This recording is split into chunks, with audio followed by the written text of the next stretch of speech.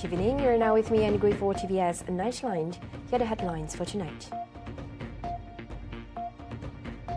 US President Donald Trump informed leaders of 8 countries of new import tariffs ranging from 20 to 50%, effective August 1st. And ASEAN urged caution in the South China Sea, with Malaysia emphasizing the need for enhanced efforts to maintain regional peace. Sarawak is advancing in a global hydrogen economy with its own certification platform to ensure transparency and position itself as a trusted clean energy leader.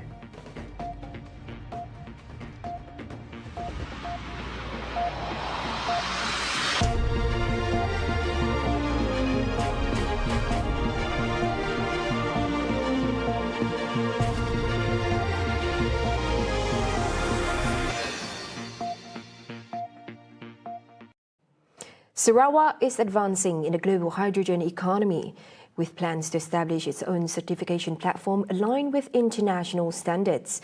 Premier Dato' Patinggi Tan Sri Abang Johari Tun Openg emphasized that this initiative is part of a broader effort to ensure transparency, uphold market integrity, and position the state as a trusted clean energy player.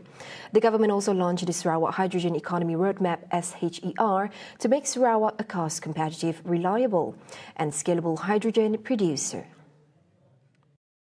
And critically, we are investing in technology and innovation because we know continuous improvement is key to stay competitive in a rapidly evolving energy landscape.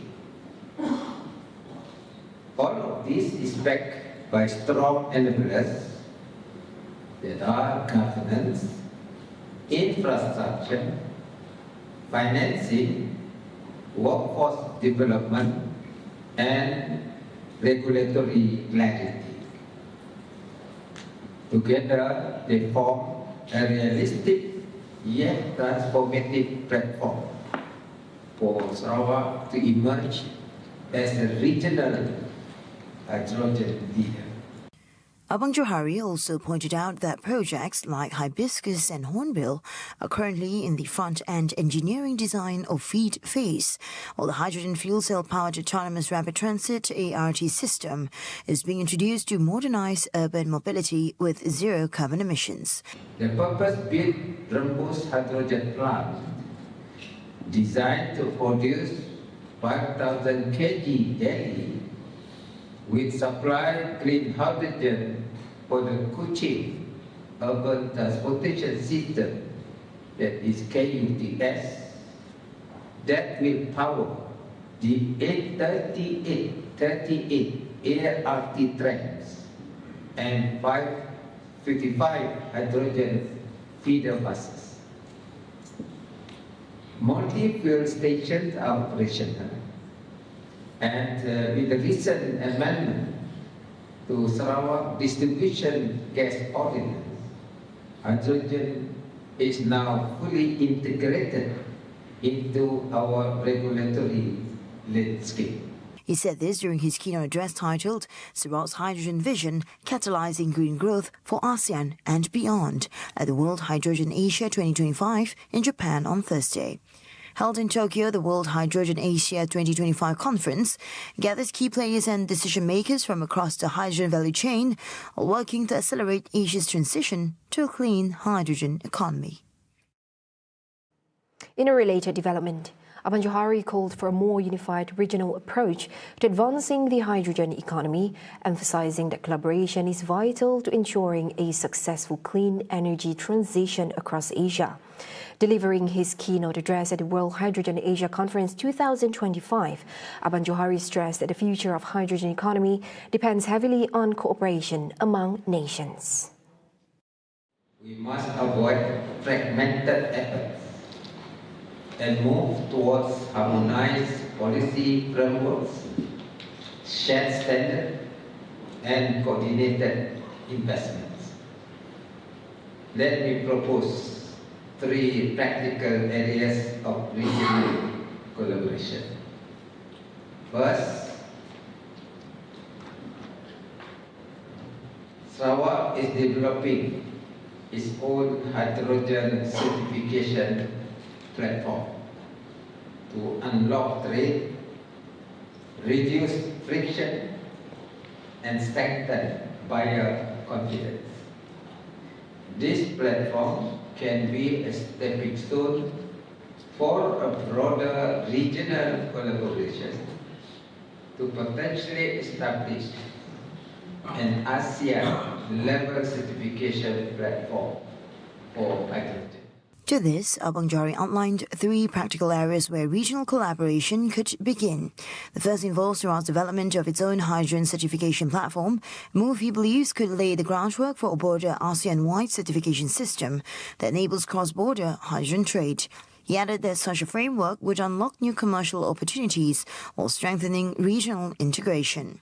We must build not only facilities, but also skills and knowledge ecosystem, share research and development, joining training programs and innovation clusters will accelerate our collective transition. At the same time, he reaffirmed Sarawak's aspiration to become a global player in the hydrogen economy.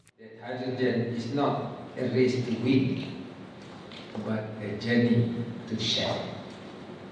A journey that allows emerging regions like Sarawak to contribute meaningfully to global decarbonization while creating jobs, opportunities, and partnerships. He concluded by urging all parties to work together in shaping a hydrogen future that benefits not just individual nations, but the entire ASEAN region. Now, Sarawak is enhancing its public health infrastructure with the establishment of the Sarawak Infectious Disease Centre SIDC, the first of its kind in Malaysia. Deputy Premier of Sarawak, Dr. Amar Dr. Sim Kui Hian, highlighted that the centre, developed with a 200 million ringgit allocation, focuses on tackling diseases, particularly zoonotic diseases, those that spread from animals to humans. Additionally, the centre has also launched a disease monitoring project in the remote Ulu Undap region, which began in May. Dr. Sim emphasised that this proactive initiative is vital, as COVID-19 will not be the last pandemic the world faces. So, whether we like it or not, right, animals to human will be increasing. COVID-19 is not going to be the last one. You expect more, and that's why for premiers trying to say, okay, we don't wait for COVID-19. That's why we spend more than 200 million setting up our Sarawak Infectious Disease Centre, the first one in the whole Malaysia. Speaking after the launch of the second Asia Pacific Conference on Zoonotic and Neglected Tropical Diseases 2025 in Cebu, Dr. Sim, who is also the Minister of Public Health, Housing and Local Government of Sarawak, emphasised the importance of timely public health development, noting that infectious diseases can spread at any time.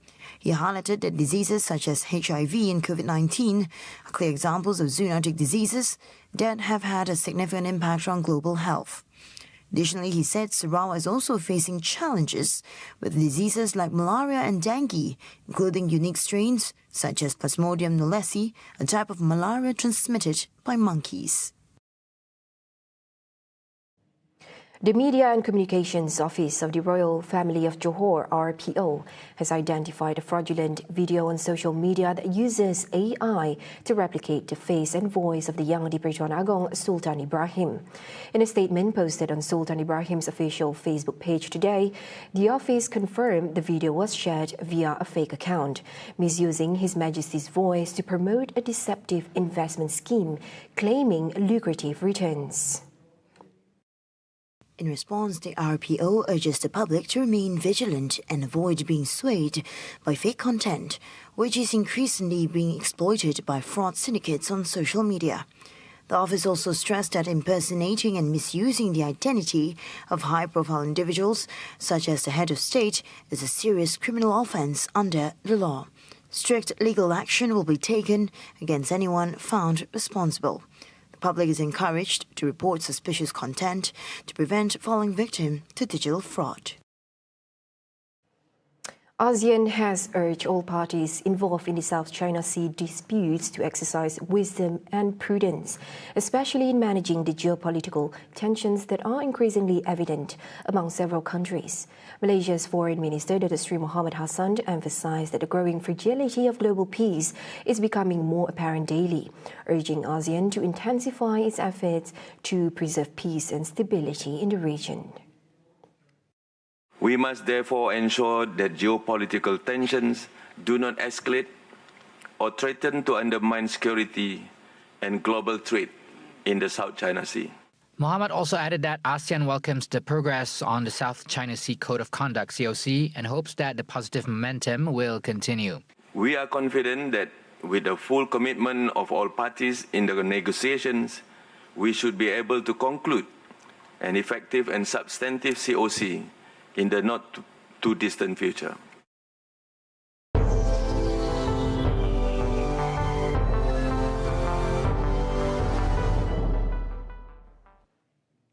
United States President Donald Trump issued letters to leaders of 8 more countries, informing them that import tariffs ranging from 20% to 50% will be imposed on their exports to the U.S. starting August 1st. Trump first posted the letter on his social media platform, Truth Social, namely the Philippines, Brunei, Moldova, Algeria, Iraq, Libya, and Sri Lanka as recipients. According to the letter, Libya, Iraq, Algeria, and Sri Lanka will face a 30% tariff, Brunei and Moldova 25%, and the Philippines 20%. On the same day, Trump announced that imports from Brazil will be subject to a 50% tariff, also effective August 1. In a letter to Brazilian President Luiz Inácio Lula da Silva, Trump claimed the move was in response to what he called Brazil's soft attacks on free elections and basic freedoms of the American people, stating that a 50% duty would apply to all Brazilian goods entering the United States. On Tuesday, Trump also announced that a 25% tariff will be imposed on imports from Malaysia starting August 1. The new rate marks an increase from the 24% tariff announced by Trump on April 1. Arbitrary tariffs such as the 50% levy on copper announced by U.S. President Donald Trump on national security grounds serve no party's interests. China is once again voicing its position to rising trade tensions. Foreign Ministry spokesperson Mao Ning stressed that Beijing has always opposed the overstretching of the concept of national security in international trade. She added that tariff wars and trade wars produce no winners, warning that the arbitrary imposition of tariffs ultimately benefits no one. 这个问题我们立场非常明确，我们一贯反对泛化国家安全概念。我们也始终认为关税战、贸易战没有赢家，滥施关税不符合任何一方的利益。如果涉及中国公民，我们也会依法维护好中国公民的合法权益。 Trump announced on Wednesday that a U.S. national security levy of 50% on imports of copper, a key metal for green energy and other technologies, would come into effect on August 1st. Copper demand has surged in recent years as the world transitions to cleaner energy, with the metal needed for solar panels, wind turbines, and electric vehicle batteries. The International Energy Agency forecasts that global copper consumption will increase by more than 25% to 33 million tons by 2035 from 26 million in 2023. Trump's aggressive trade blitz has rattled global markets since his return to office in January. He ordered an internal assessment in February on whether limited copper imports posed a threat to U.S. national security. Those were the updates on TVS Nightline. I'm Handy Gui. Thank you for watching. Have a good night.